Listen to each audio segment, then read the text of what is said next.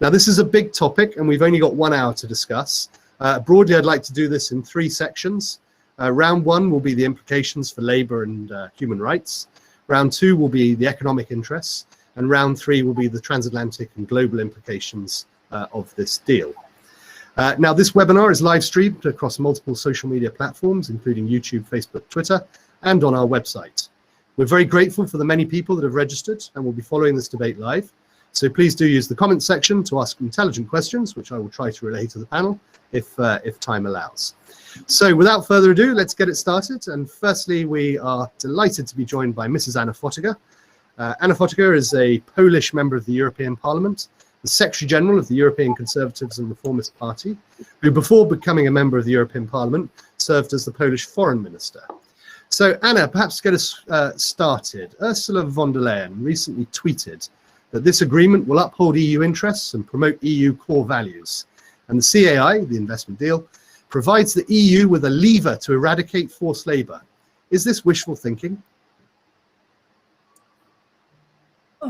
Well, I think that despite all efforts until today, we were not particularly successful in eradicating a wave of violating human rights by the PRC. Actually, CAI, so the investment agreement, has been negotiated for 7 years, and 7 years ago, China's behavior on the international scene was quite different. Now the country became, with the policies of Xi Jinping, much more assertive. The agreement, according to all expertise, is too weak in terms of human rights, in particular forced labors, and actually using people who are being highly intimidated in, for example, Xinjiang province. We have other issues as well. The capital punishment in China. We have extremely aggressive attitude vis-a-vis opposition leaders in the country. We have very aggressive approach to Hong Kong, Taiwan, and Tibet. So we have really many issues. There are other concerns. Of course, I'm sure that my colleagues are going to talk about this. So I'll leave them also the floor to do this. I've been watching the human rights situation in China and the attitude of China vis-a-vis neighborhood for many years already. It is not only the concern of transatlantic community, it was my own interest and engagement in the parliament. And I'm truly worried about this agreement. I think that it emboldens China to move further. Well, thank you very much, Anna. There's plenty of stuff we can pick back up on that. Let me now bring in Miriam Lexman, who's a member of the European Parliament from Slovakia, sitting with the European People's Party, who was first elected in 2019. Miriam, before taking her seat in the European Parliament, she was the European Director of the International Republican Institute. We've worked with Miriam for many years. She's a great expert in foreign affairs and a steadfast campaigner for human rights and democracy across the world. We're very proud to call you our friend and very grateful for your participation today. So thank you very much, Miriam. Perhaps sort of an opening one to get us started. You know, we now have EU sanctions against Russia over the Navalny affair, but nothing against China. Should the EU be consistent in its approach to human rights violations? You're muted. We can't hear you. Miriam? Yes, sorry, I forgot to unmute my mic. Thank you very much for the invitation to this very timely event. I think it's absolutely vital that we discuss the consequences of the investment deal with China. We have some months ahead of us to discuss it. The European Parliament should scrutinize it, and I am one of the voices who call for a very thorough and in-depth scrutiny. I'll put the question in a kind of larger context a little bit. As you mentioned, I work for the International Republican Institute, and 6 years ago we have started to work on a project which was looking into disinformation, foreign influence of our democracies. And except of Russia, we were pointing out that our studies and analyses were looking into the increasing manipulative approaches from China within the European Union and within the democratic world, also the Western Balkans, the Eastern Partnership countries. And we were pointing out to this, but unfortunately the international discussion about foreign influence and disinformation was very narrow, focusing on Russia and maybe some domestic players. And China was completely ignored. And I remember at a very high level conference, there was a think tank expert, and I was saying that how dangerous it is that the totalitarian communist regime as China or the Communist Party has direct access to our media, is trying to influence through media our public opinion. And the answer was, but China is not ideology. China's only interest is to extend its economic deals and economic prospects. So I was largely shocked. Then the COVID a year ago came, which has revealed the enormously dangerous situation we are vis-a-vis China, because they are not only manipulating our public opinion, they're able to bribe and influence the high-level diplomats and our ambassadors to China, the Commission decisions. And this is really worrying situation. Also, manipulate or blackmail our countries through our economic dependency on a very crucial material like the healthcare material at the COVID, but also, I mean, other products.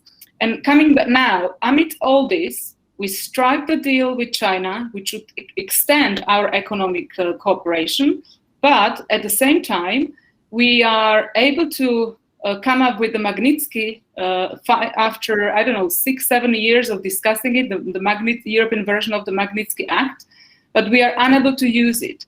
And I think this is really a big failure.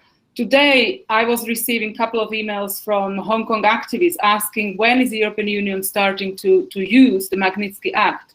And my answer is, I don't know. I mean, the European Parliament is bringing up, we have already proposed a couple of lists of names of people who we believe through our contacts should be on the sanction list. And unfortunately, this is not happening. And we know that the human rights abuses in China are growing. The Conservative Human Rights Commission of the British Parliament has issued a report on the human rights situation in China. These reports brings really appalling records of the situation of human rights in China. Richard, you have mentioned already the Uyghurs, but this doesn't stop there. I mean, it's the Christians, it's people of many different faiths, but also the political opposition, but also people who just want to fight for their right at the moment when it's violated.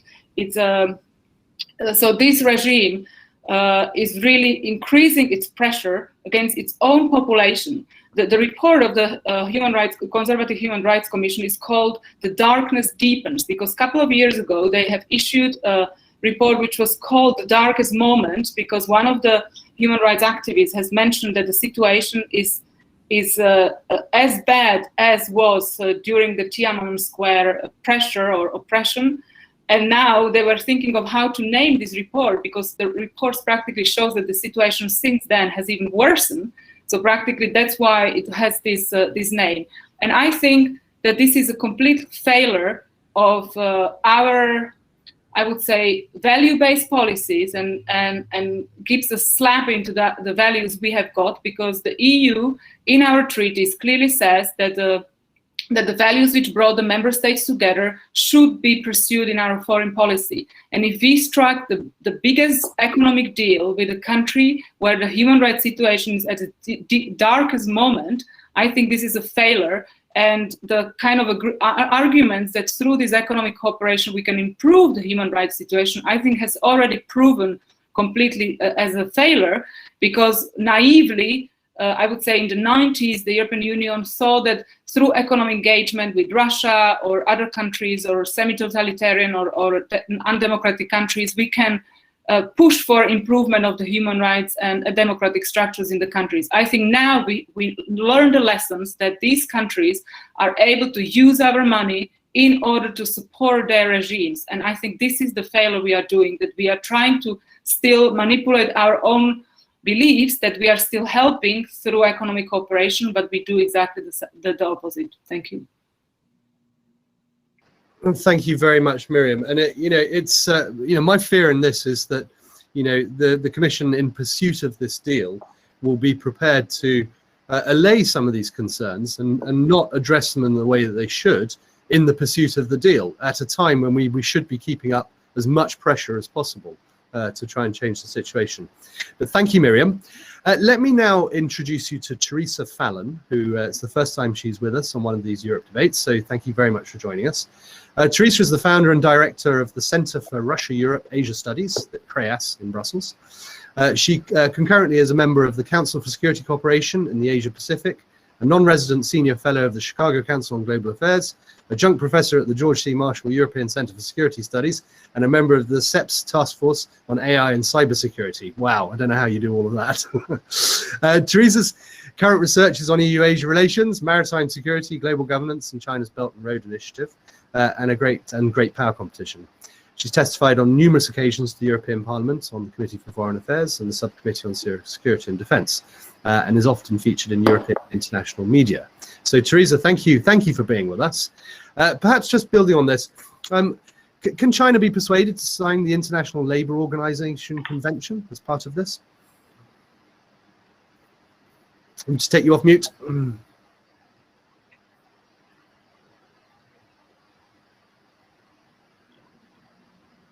No, still haven't got you.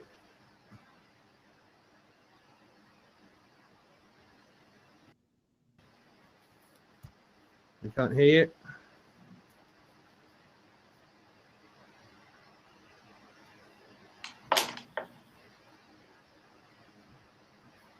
Can you hear us? We'll just try at our end.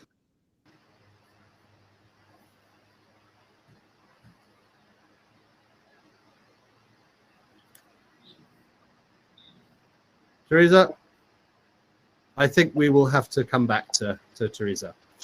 Okay, right. Dr. Azim Ibrahim, who is the director of the New Lines Institute for Strategy and Policy. Dr. Azim has been with us before, so welcome back. He completed his PhD from the University of Cambridge and serves as an International Security Fellow at the Kennedy School of Government, Harvard, and a World Fellow at Yale. Over the years, he's met and advised numerous world leaders on policy development and ranked as a top 100 global thinker by the European Social Think Tank and a young global leader by the World Economic Forum. Dr. Ibrahim is also the author of The Rohingyas Inside Myanmar's Hidden Genocide and Radical Origins, Why Are We Losing the Battle Against Islamic Extremism? So, Dr. Azim, you recently wrote a report on the coercive labor in Xinjiang. Will China change its approach and labor laws in light of potential trade agreements with the US and the EU? Well, thanks so much for having me, Richard, and thanks so much to my esteemed colleagues, Anna and Miriam, who've made very salient points. So in terms of your question, will China change its behavior? This economic deal that Europe is signing up with China, I can understand the motivation behind it. After the Trump administration, Europe has decided to enact what they call strategic autonomy and not be reliant on the US and the Republican voters for their security and economic dependence. Hence, they are looking elsewhere for partnerships, and China obviously being the fastest growing economy in the world, one of the biggest economies, is a natural partner. But this is much, much beyond just economics. This is actually more to do with geopolitics. And I think in this sphere, Europe is making a mistake of historical proportions by trying to come to some sort of agreement with China. So in terms of your question, will China agree to these International Labour Organization and other treaties? They certainly would, but the probability of enforcing any of these agreements is next to zero. Western companies, Western observers will have absolutely no access to China as they do at the moment. They have no access whatsoever to Xinjiang and the labour camps. And any edicts that may arrive from the ILO or other institutions will simply be ignored. And Europe, on the other hand, will simply be quite happy to brush them under the carpet as well, as they have done so. Even at this particular moment, you can see countries like Germany have got huge plants in Xinjiang with Volkswagen and other entities, are just very quietly able to ignore all of the edicts that will come out from various institutions and human rights bodies and so on.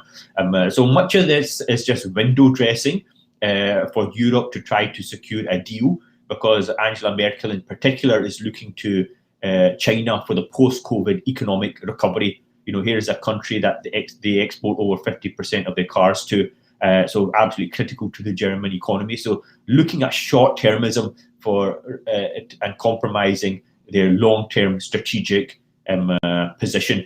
And the reality is, Richard, is that countries, and there is a very clear track record of this. There is absolutely no ambiguity on this situation now whatsoever, that countries that are relying on China, even a very small bit, have to be fully on board with the Beijing project, have to be fully on board with the China project. Otherwise, they are punished mercilessly, not just online by trolling, but actual economic punishment.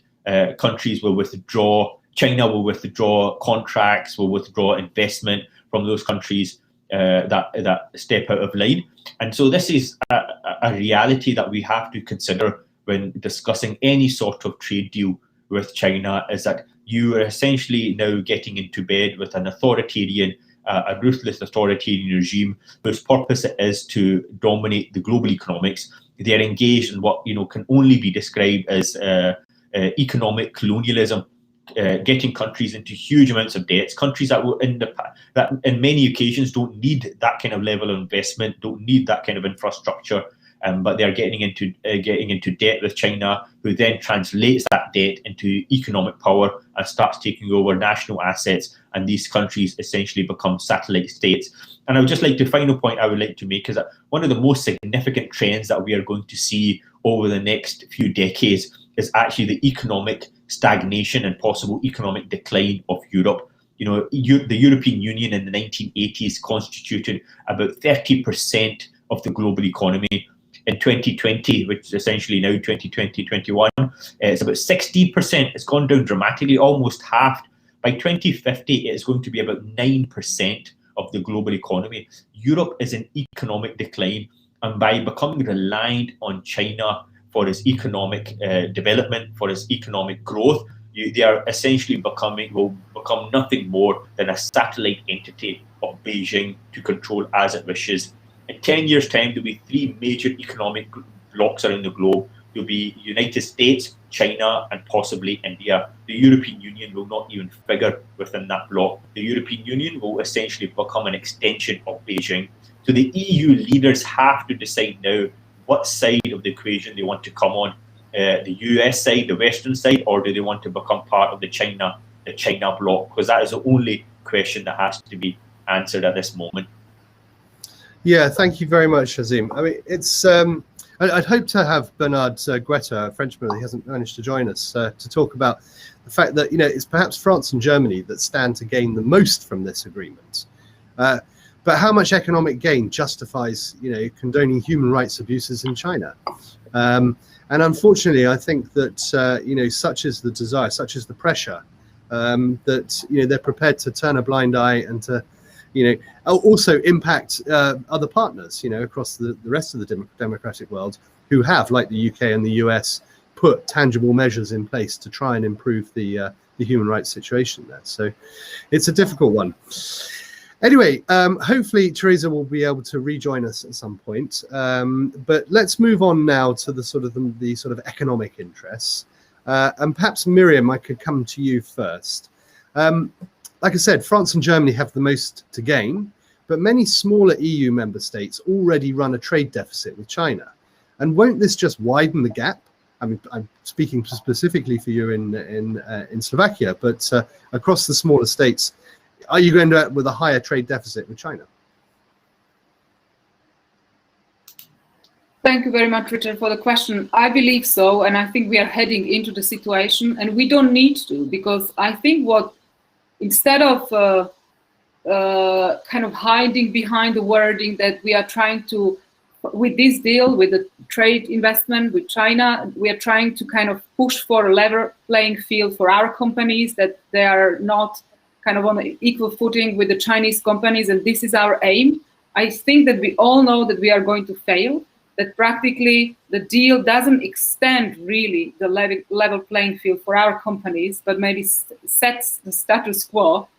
And secondly, I believe that innovative and value-based approach would be that we're not striking any deal with China, but we are trying to figure out what the economic possibilities for trade deals there are with the democratic part of the world. I think this is our moral responsibility, and it's a responsibility for the safety and democracies in our own countries. So first of all, yes, we are failing to defend human rights, or kind of ignoring the human rights situation. We are ignoring the labor laws, which we are claiming that we are. Actually, I will mention here that the arguments coming, which are kind of arguing for the investment deal, are saying like, yes, but we can still at least push for the better adjustment of the labor laws. I mean, we know that the deal with South Korea was actually having the same wording, which did not put any duties on the South Korean side to improve the labor law. And now we are failing short to push for better conditions of the labor law. So we have already an example that this language is practically weak and doesn't give us any instrument to push for a better situation. Secondly, I believe that we are not going to improve the situation of the companies as such, maybe of some, which obviously, I mean, there are some allegations to whom and to what companies this deal is serving. And I'll mention one thing, because we are also saying or arguing for their arguments for the investment deal is that it will defend the companies and prevent the pressure from the China to transfer their intellectual property when involving in a deal, which probably legally might be true. But the problem is that our companies, most of the companies, are facing another issue. It's practically that their property is stolen by a Chinese company. They are sealing an injunction in our court. The Chinese company bring it to the Chinese court. The court in Wuhan has actually, I mean, there is a case of InterDigital against Xiaomi, where I have heard of, where practically the court in Wuhan has issued an anti-suit injunction, which practically means that our companies are losing enormous revenues and there is no protection for these companies. So practically, in long sentence or in long answer, I believe that this is unfortunately not going to improve the situation of our companies, and it's actually making our debt vis-a-vis China even deeper, and will increase the Chinese possibilities to manipulate us through our economic dependency. Yeah. Well, thank you. I mean, it's interesting. It kind of leads on to the next question I was going to ask Anna. That, you know, is there a risk that Chinese research and development in Europe will be focused on military and surveillance and this kind of dual-use technology that basically they take back home and could potentially use against us? Can you unmute? Yes, yeah. Oh, thank you. Yes, certainly, very, very important question. Thank you. I would like to echo Miriam in one thing in particular. Many colleagues argue that this deal improves the situation of European companies, European business on a Chinese market. Ben? But actually, within the CAI agreement, there is nothing about protection of investment later on after opening of the market. And experience until now is certainly very bad in this respect. We know, just referring to your question, how strong China PRC pursues civilian military fusion in state policies, and actually many endeavors that for general public in the EU seem benign and business like is to enhance also expansion, potential infiltration of our societies. Miriam was speaking already about Chinese propaganda. It was particularly visible and easy to detect during COVID-19, enhancing the perception of a positive perception of China within the EU. But now we have to know that there are areas that are extremely well operated by China already, and this deal gives reciprocity. It's not only improving our position and our role. When we speak about 5G, it is already quite dangerous in terms of the Chinese penetration of many areas of our life. So just a few years ago, it was well known in Poland that very high-ranking counterintelligence official has been simply working for Huawei and therefore for Chinese probably military intelligence. So we have many cases like this, but there is also one important topic that we already know how what kind of pattern PRC pursues in, for example, taking over companies or boards of companies in, for example, Hong Kong after imposing of the national security law, and how much pressure on let's say political behavior that is beneficial for Chinese interests has been already put in place on the EU territory. I would like to add maybe just one more passage that in 2018 we could indicate only one country within the EU having positive trade balance with China. It was Germany.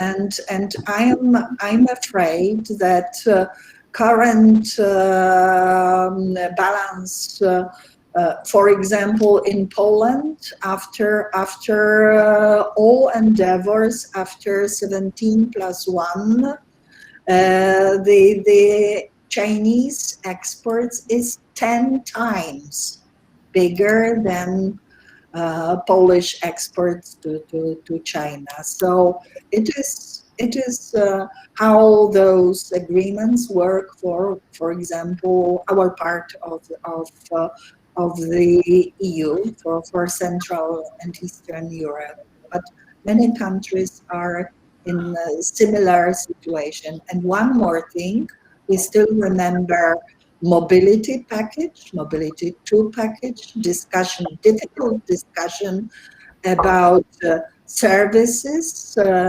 and in within the EU, and attitude of one member state vis-a-vis workers of another, or services providers of another member state.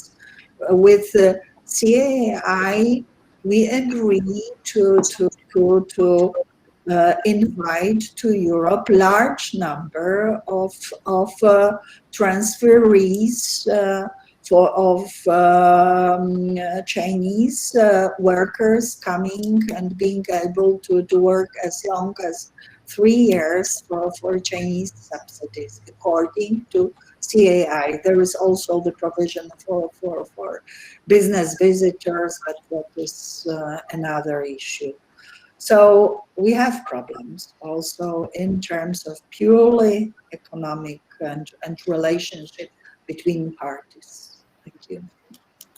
Okay, well, thank you very much, Anna. I'm going to move on to the labour issues, Chinese workers in Europe in just a second, but just wanted to pick up on the 5G thing, and perhaps a question for Dr. Azim.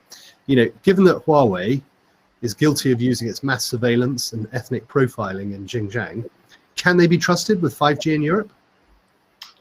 Well, one of the biggest things that China fears, Richard, is not that the US is going to, as many people like to portray, the US is going to invade the country or take over or something. One of the things that they fear the most is that the economy will slow down and there will be a popular uprising against the regime and people will start asking questions. What's happening in Xinjiang with the Uyghurs is essentially not just a process of signification as articulated by Xi Jinping himself personally, but it's also a large test laboratory in terms of how do you use the most cutting-edge technology to control a very large population using surveillance and monitoring and all sorts of other high-tech facilities. 5G is an absolutely critical part of that. And now that they have mastered this technology, we are seeing that they are exporting this around the globe. Countries like the Philippines, countries like Myanmar, even most recently, have imported some of this technology to try to control their population. So the entire Chinese technology sector is subsidized through corporations like Huawei to the tune of tens of billions of dollars that Western companies cannot compete against because of just the sheer level of subsidy. And it's all designed to ensure that they are able to have this technological edge, and they are now interested in exporting this technology. So the whole Huawei debate was very interesting, simply because we have seen multiple cases now of countries that have imported this technology that are then under highly questionable facilities that the Chinese actually developed for them. The African Union was a case study in which the servers would turn on in the middle of the night and data was being exported to China. The same case happened in Pakistan as well with the traffic control system. So countries participate in these technological transfers at their own peril, considering what the case studies have actually shown. Super. Thank you so much, Dr. Azim. Now, I see we've got Teresa back. Can you hear us? I can hear you. Can you hear me? Excellent. Thank you. Well done for working it out.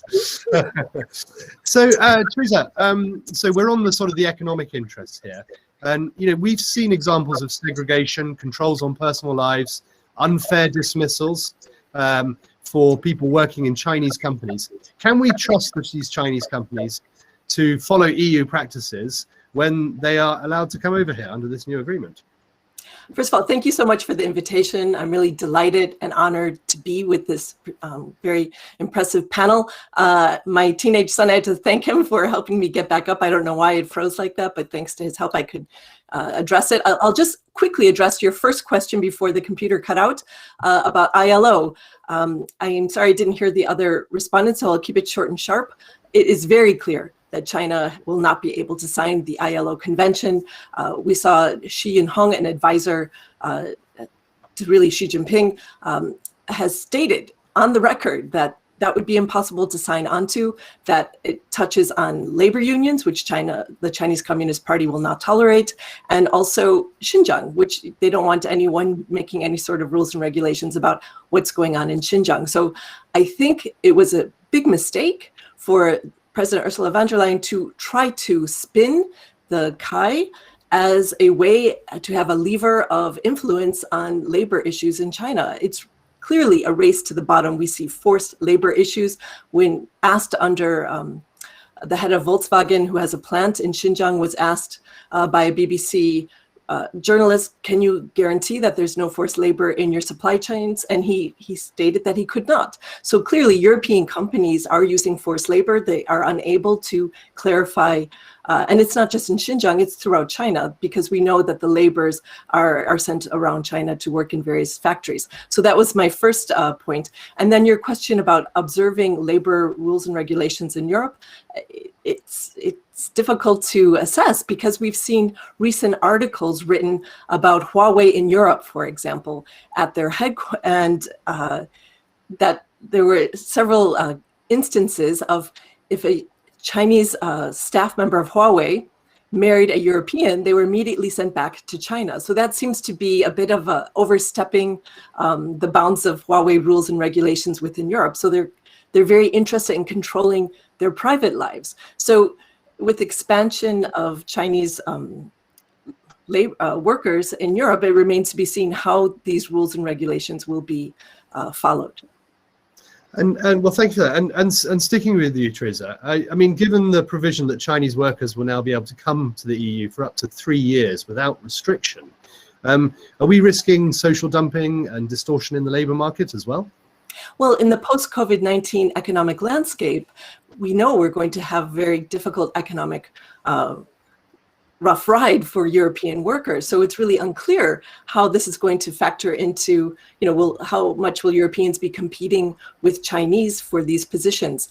And are they really laborers working for these companies, or are they here for other means? I'm trying to be very diplomatic and state that. So we've already seen this type of labor arrangement in Switzerland.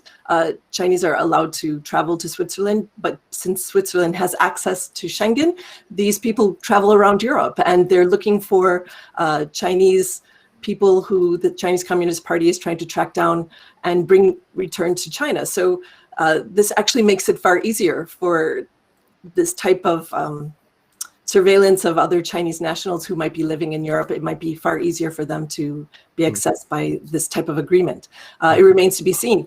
As we know, with the Comprehensive Agreement on Investment, the KAI, the annexes have not yet been published, so the devil is always in the detail, and it's difficult to comment on this until we actually have the details. I understand that it was 7 years in the making, 35 meetings, and it seems to be a huge success. But I think that the Europeans kind of wasted their leverage.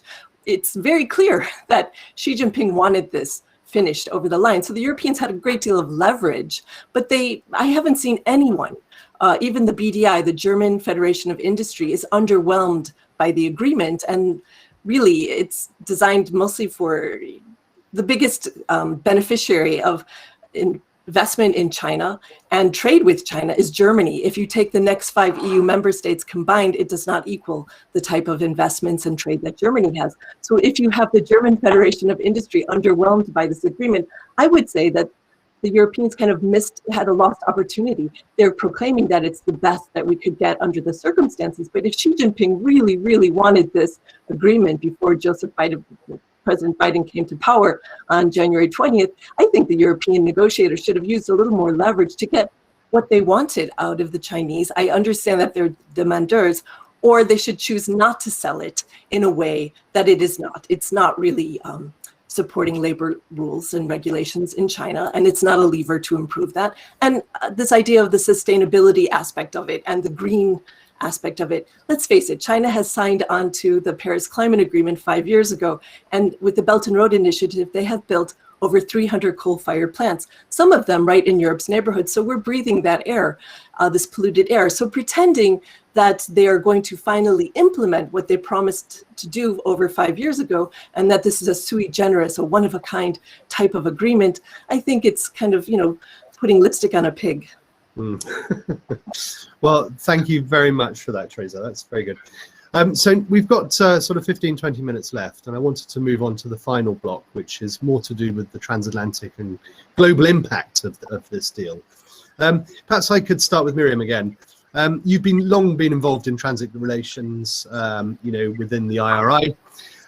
What difference, firstly, do you think that the Biden administration will make as opposed to the Trump one on Chinese relations going forward?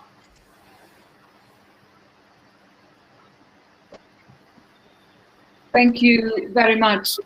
I think that it's very difficult to predict now. I mean, to what extent the Biden administration is going to follow in the steps of the Trump administration. I think Biden is in a way in a difficult situation because he wants to deviate from Trump as much as possible. On the other hand, as we all know, many of the policies of the Trump administration were actually quite consequent.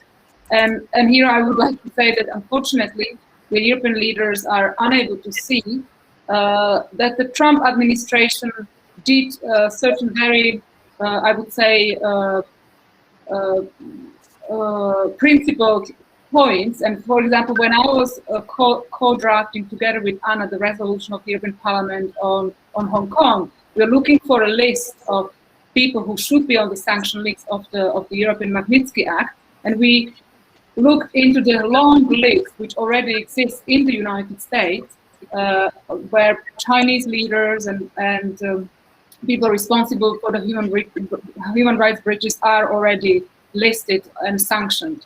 So I hope that the Biden administration will be continuing in those steps and will be principled and will not give up to what I think the Trump administration has set up, I mean, in terms of human rights, but also in terms of security, when the US has engaged with many EU member states to look for a common solution to the 5G network, for example. I find this approach very exactly what we need, that the democratic world will cooperate more closely to stand up to the big challenge China represents. And I will say, final word, what Teresa already mentioned, I think we have completely ignored the opportunity that with the Biden administration after the elections, we could have joined forces with the US, especially when the European leaders were all admiring Biden and were all happy about the change.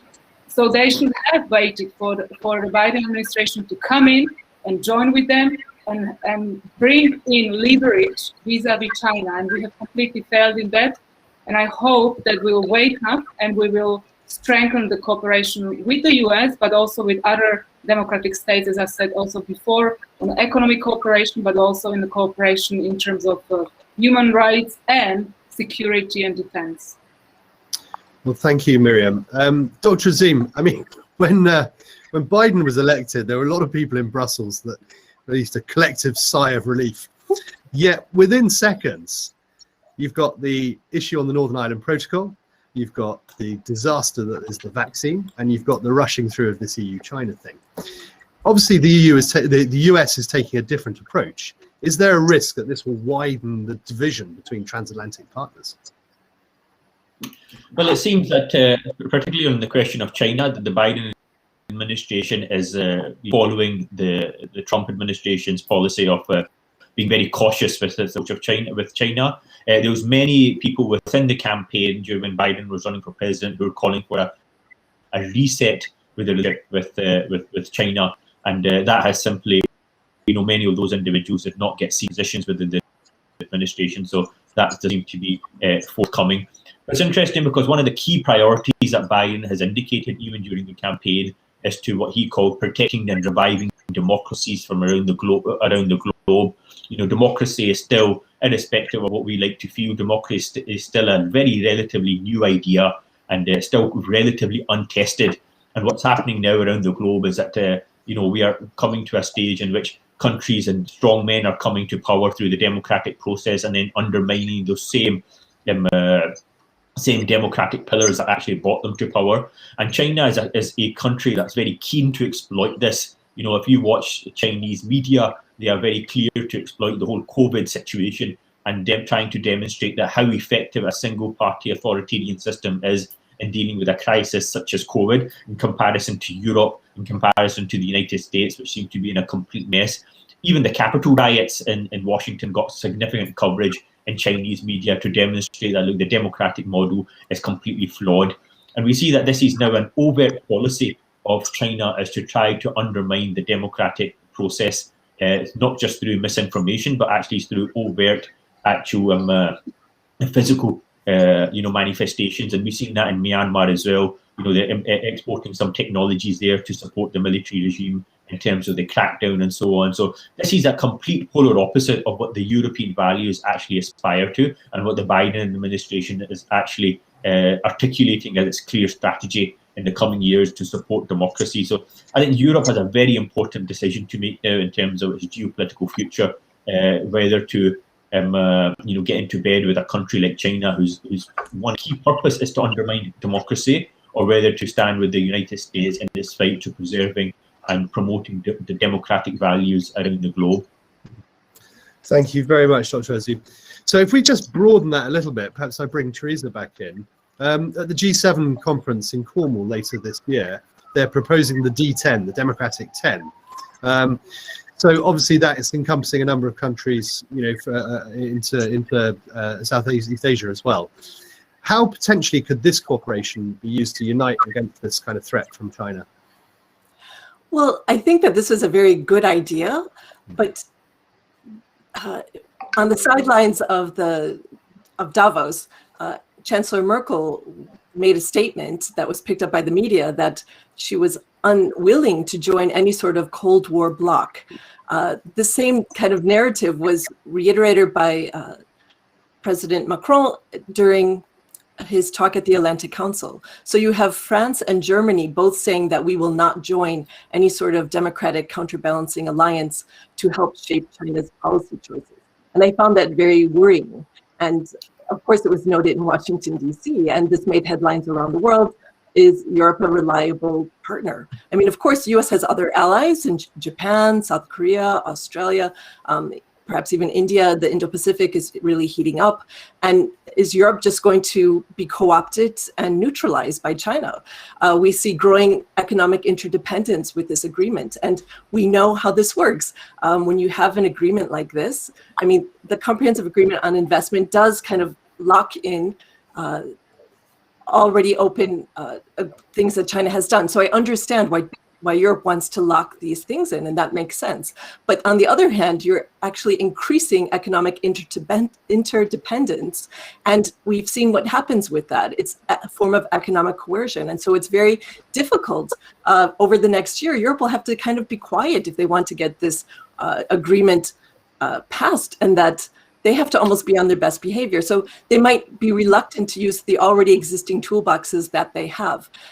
For example, the FDI screening mechanism, because China has made it clear in other areas that they will punish people or governments if they don't behave the way they want them to. Just look at Australia. Australia is kind of the canary in the coal mine. They had a free trade agreement actually with China.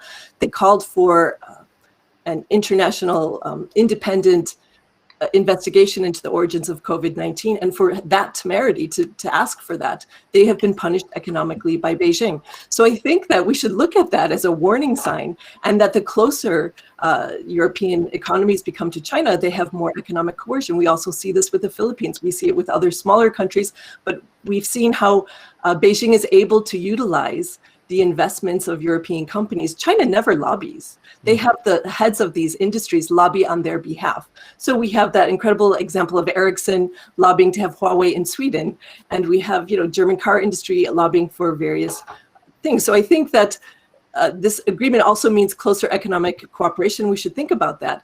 And when Europe used to be the conscious on the international stage because of their history, and never again, never again. And this idea that we saw enunciated, the principled pragmatism. Well, I think we're seeing a lot more pragmatism than principles these days. Super. Thank you very much, Teresa. Now, we're running out of time, and I wanted to give the last word to Anna Fotyga. But just before I come to you, Anna, we were due to be joined by Bernard Guetta, who was a French member of the European Parliament, a journalist with the Liberal Renew Europe group. Unfortunately, he hasn't been able to join us, but he's just sent me a quick statement. So I wonder if you don't mind, I'll just quickly read it out before we finish off with Anna. I was particularly interested to have Bernard on this. He's the half-brother of the music producer and songwriter DJ David Guetta, which for us crusty conservatives is pretty cool.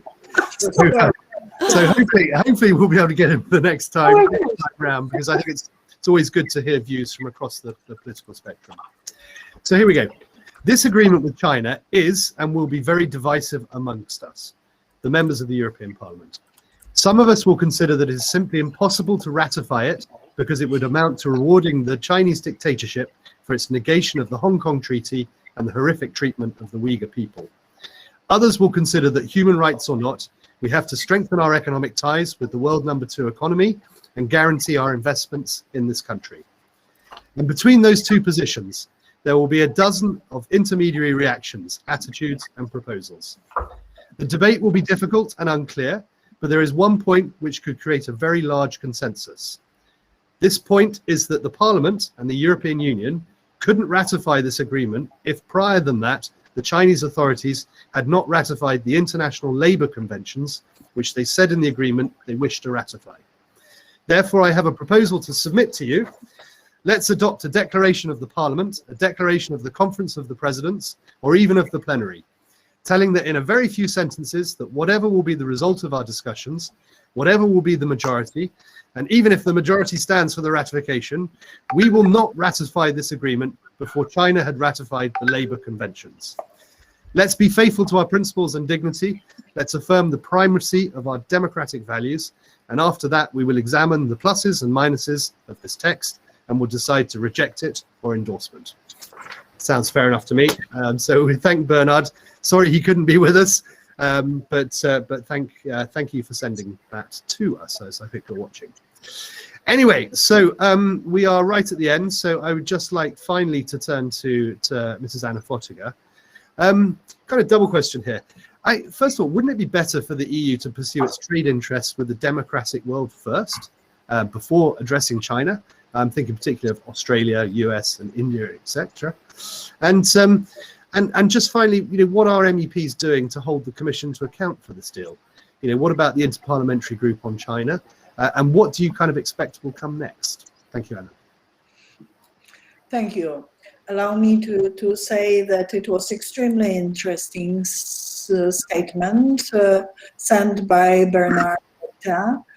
I'm afraid that this issue is much broader than ratification of the ILO conventions. Of course, I having the background of Polish Solidarność, I'm very fond of ILO labor convention, and I value them.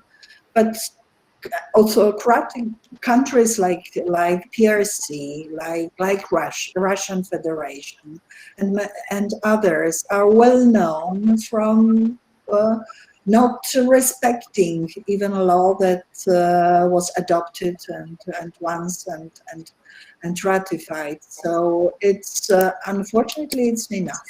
I would like to say that the CAI has huge geopolitical impact, and from this point of view, Richard, if you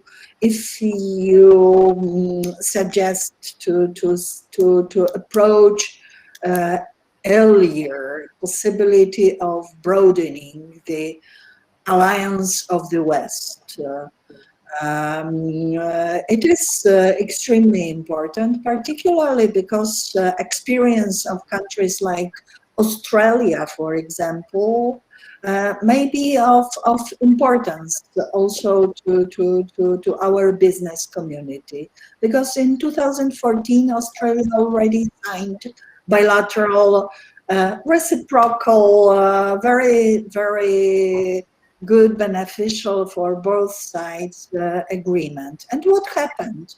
Australia started to criticize PRC because of a COVID-19 stance and not properly informing partners about the level of pandemics and time of pandemics. And then all relations were changed. Despite treaty provisions, huge tariffs were imposed, and that's the experience. I'm absolutely sure that China, now with very assertive policies, is going to pursue its own way. We already, within EU, call PRC, systemic rival. And with this, with CAI, we simply abandon a cautious approach that is necessary if we consider our partner systemic rival. It, of course, does not preclude engagement in a variety of areas. Yet this kind of agreement, and usually we tend to fulfill our part of obligations with autocratic countries. We risk that the other side does not wish to fulfill obligations, and we have nothing to eradicate this situation. Usually, having the experience of Russia, we are more and more, I would say, willing to just put a blind, turn a blind eye on behavior of such countries. So therefore, I'm against ratification of this agreement. And one more remark. Yes, the agreement was quite hasty, just before inauguration of the new administration in the United States. For 7 years, Xi Jinping was reluctant to come to conclusions of the deal, yet he decided to accelerate this process, being afraid of possible closer links between both parts of Atlantic, so Euro-Atlantic community. And this was really bad signal for our transatlantic partners, not only to US, also to Canada, because also Canada adopted resolutions concerning the genocide in Xinjiang province. So I think that it was very bad, not only signal, it was very bad, real political message sent transatlantically by EU. We have to change this. Well, thank you very much, Anna. I know this is a meaty subject and we could talk for hours. There are many issues. It's also got a long way to play. Although within that, we all have our part to play. Certainly ECR Party in its small way has been trying to stand up for Uyghur rights and has run a campaign throughout all of last year. We're now running a campaign calling for the boycott of the Beijing 2022 Olympics as well. So we will keep the pressure up. And obviously we'll follow this debate and this discussion closely, and I'm sure we'll be able to reconvene soon to further discuss. So I'd just like to say a very big thank you on behalf of ECR Party to all of you for joining us today. I think it's been a really interesting discussion. This whole discussion is recorded and will be on our website, should anybody wish to review it at our party website. And please, for the audience, do join us for future ECR Party webinars, details of which can be found online. And I just like to thank you once again and wish you all a very pleasant afternoon. Stay safe, and I hope to see you here again soon. Thank you very much. Thank you. Thanks.